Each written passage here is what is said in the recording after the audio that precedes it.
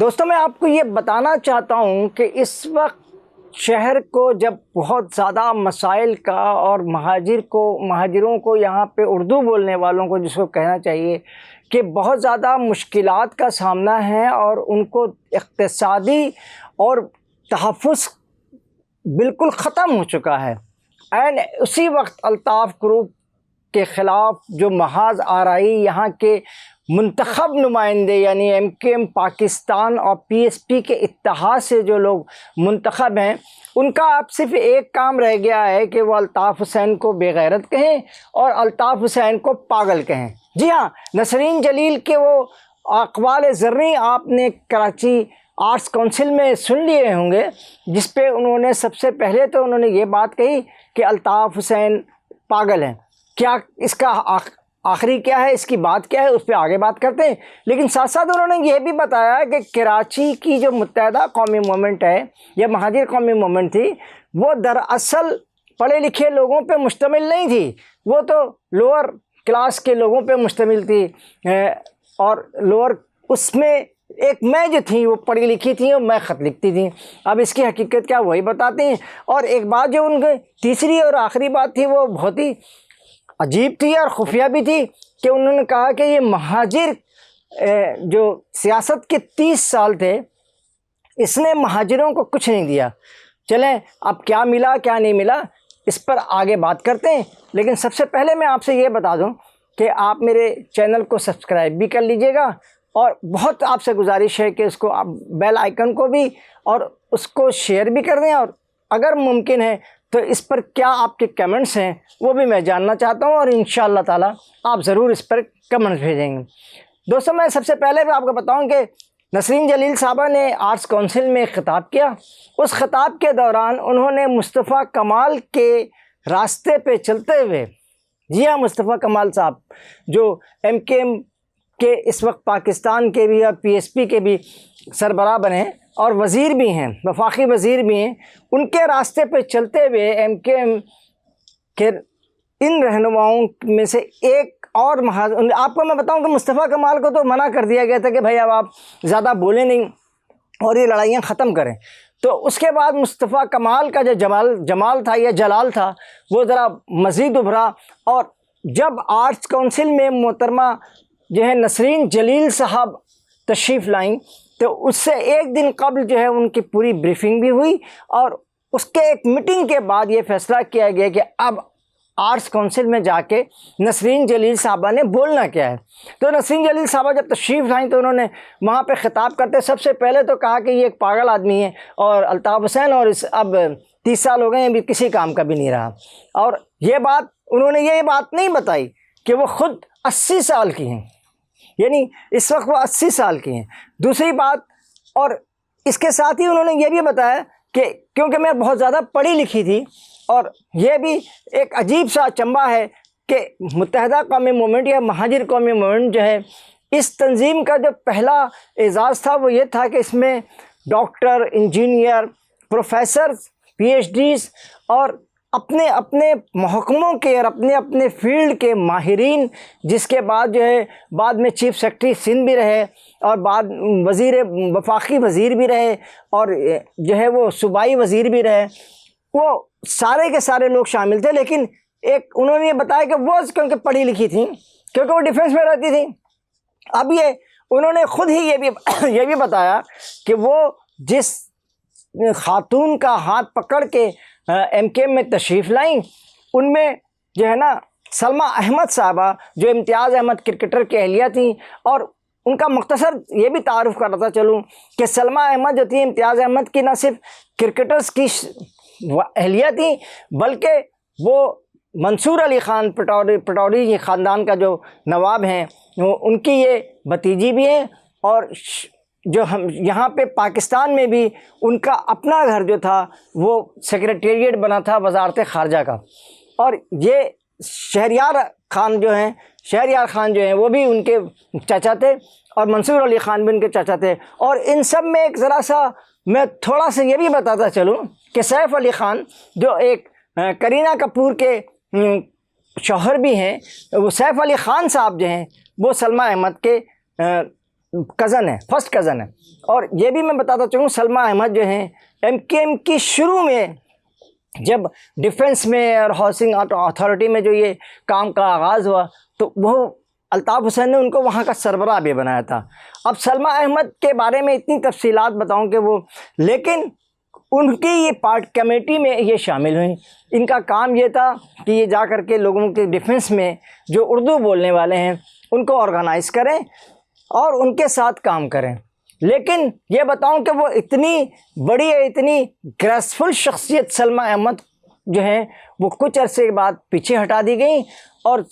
یا صرف ڈیفنس کی تمام ذمہ داری جو ہے وہ محترمہ نسرین جلیل صاحب کے پاس. میں نے MKM لندن سے معلوم کیا کہ نسرین جلیل کے بارے میں آپ کا کیا اظہار خیال ہے، تو انہوں نے بتایا لندن کے کارکنان نے ہمیں کہ بھائی آپ نسرین جلیل کے جو جیم ہے وہ نکال کر کے زیر لگا دیں تو آپ کی ساری باتیں سمجھ میں آ جائیں گی، ہے نا. اب پوچھنا یہ چاہتا ہوں کہ یہ 30 سال کے بارے میں نسرین جلیل صاحبہ آپ نے یہ فرمایا کہ جناب یہ تو سارے کا سارا جو تھا نا ایک وقت کا ضیاع تھا. یقیناً آپ نے ٹھیک کہا، یہ وقت کا ضیاع تھا جس میں آپ لوگ اپنے عہدے سنبھال رہے تھے، اپنی دولتوں میں اضافہ کر رہے تھے اور اپنے اقتدار کو وسیع تر وسیع کرتے چلے جا رہے تھے. جی آپ اسی 30 سال کے دوران جب مہاجر سیاست کے بل بوتے پر آپ 2 مرتبہ پاکستان کی قومی اسمبلی کی رکن بنی اور سینٹ کی بنی، اور اس کے بعد آپ جب مصطفیٰ کمال صاحب کراچی کے ناظم تھے تو آپ اس کی نائب ناظم بھی تھیں. جی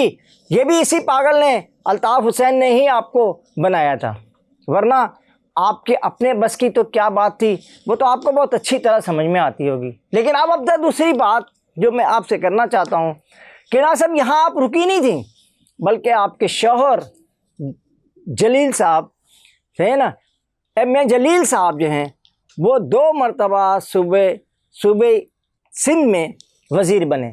ایک مرتبہ وہ وزیر تعلیم بنائے گئے پہلی دفعہ، اور دوسری دفعہ وہ مشیر خزانہ اور ایکسائز اینڈ ٹیکسیشن کے وزیر بھی وہی تھے. اب میں آپ کو یہ بھی بتاتا چلوں کہ ایک دفعہ ان کو نوائے وقت کے لیے میں نے جب انٹرویو کیا تھا تو نسرین وہ MA جلیل صاحب نے مجھے بتایا کہ جیسے ہی انہوں نے یہاں پہ اقتدار وزارت خزانہ کا قلمدان سنبھالا ہے سندھ میں تو انہوں نے وہ ختم کر دیا،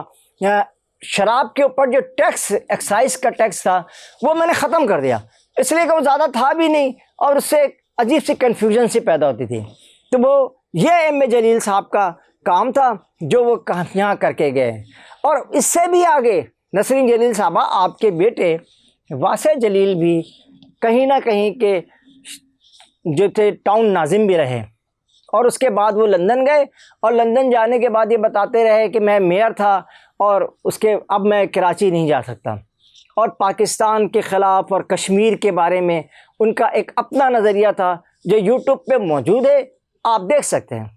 لیکن اس سلسلے میں جو میں آپ کو ایک اور بات بتاؤں کہ Karachi chamber of commerce and industry کے سابق سربراہ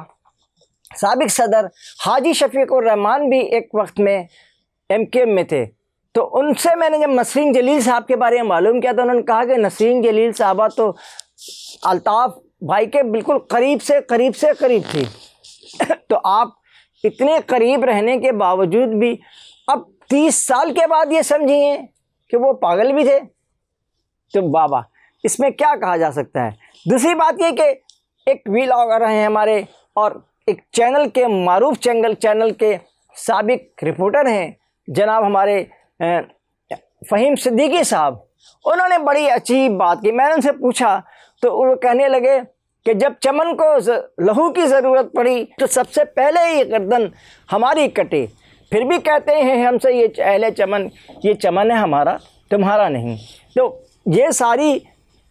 فہیم صدیقی نے تو ان کو بہت اچھی طرح تفصیل سے بھی دھویا ہے، لیکن انہوں نے کچھ کھویا ہے نہیں. نسرین جلیل صاحبہ ہیں، ان کی جو اپنی کھونے کی عادت نہیں ہے، اسی لیے یہ 2016 میں جب یہ MKM پاکستان کے نام سے مصطفیٰ کمال نے PSP بنایا اور خالد مقبول صدیقی نے اور ڈاکٹر فاروق ستار نے یہاں پر ایک نیا نئی MKM تعمیر کی، تو یہ سارے پرواز کر کے وہاں سے اڑ کر کے آ کر کے MKM پاکستان میں داخل ہو گئے۔ لیکن ان کی پرواز 2018 کے انتخاب میں بھی سامنے آئی، اور 2024 میں تو یہ بالکل ان کی جو پرواز تھی، پتہ چلا کہ ان کے تو نہ پر ہیں نہ بال ہیں، یہ بس ایسے ہی بغیر پر و بال کے اڑنا چاہتے ہیں۔ تو پر و بال کے بغیر تو نہ کسی نے اڑنا سیکھا ہے، نہ کوئی اڑ سکتا ہے۔ اب ان کی اڑنے کی صرف ایک ہی راستہ ہے، اور وہ راستہ یہ ہے کہ یہ جس قدر چاہیں الطاف حسین کو گالی دیں، الطاف حسین کے خلاف باتیں کریں، اور نہ جانے ان کو کیا کہہ دیا گیا۔ ایک چلتے چلتے میں آپ کو ایک اور بات بتاتا چلوں، یہ ایک خط کا ذکر بھی انہوں نے کیا کہ اس خط کی وجہ سے مجھے حیرانگی تھی کہ ان کا نام تو کئی دفعہ گورنر بنانے کے لیے آیا گیا، لیکن پھر وہ کہنے لگی کہ اس خط کی وجہ سے مجھے بہت ساری پرابلم اور مسائل کا سامنا رہا۔ میں نے سوچا کہ وہ کون سا خط ہے، تو پھر انہوں نے خود تفصیلات بتائی اسی اسپیچ میں کہ جناب میں نے MKM 92 میں جو آپریشن ہوا تھا، اس کے بعد جو مظالم کیے گئے MKM پہ، اس پر میں نے دنیا بھر کے سفارت خانوں میں خط لکھا، ان سفارت خانوں میں انڈیا کا سفارت خانہ بھی شامل تھا، اور وہی میری غلطی تھی جس کی وجہ سے میں گورنر نہیں بن سکی۔ آپ تو بہت کچھ بنی، نہ صرف آپ بنی بلکہ آپ نے اپنے شوہر کو بھی بنوایا اور اپنے بیٹے کو بھی بنوایا، لیکن جو الطاف حسین بنائے آپ کے سامنے کھڑے تھے اور جن کے ساتھ آپ نے بہت وقت گزارا، ان کے ساتھ بے وفائی اور ہرجائی کا کب تک طریقہ کار جاری رہے گا، اور اس سے آپ کیا حاصل کر سکیں گی؟ 2016 میں آپ لوگ علی عمل نکلے اور اب 2026 آ گیا، اس دوران آپ کچھ نہیں حاصل کر سکے سوائے اس کے کہ اب ایسا محسوس ہو رہا ہے کہ آپ لوگوں کی باری ختم ہو گئی ہے، اور آپ اس ضرب کاری سے بچنے کے لیے الطاف حسین کو ٹارگٹ بنا رہے ہیں۔ اس کے ساتھ ہی قاضی جاوید آپ سے اجازت چاہتا ہے، اور شہر آپ سے استدعا کرتا ہے کہ آپ کے پاس جو سیٹیں اس وقت 16-17 ہیں، اور جو صوبائی اسمبلی میں آپ کے پاس نشستیں ہیں، اس کی مدد سے کراچی کے لوگوں کی خدمت کریں، نہ کہ ان کے لیے زحمت بن جائیں آپ۔ اس کے ساتھ ہی قاضی جاوید آپ سے اجازت چاہتا ہے۔ اللہ نگہبان۔ السلام علیکم۔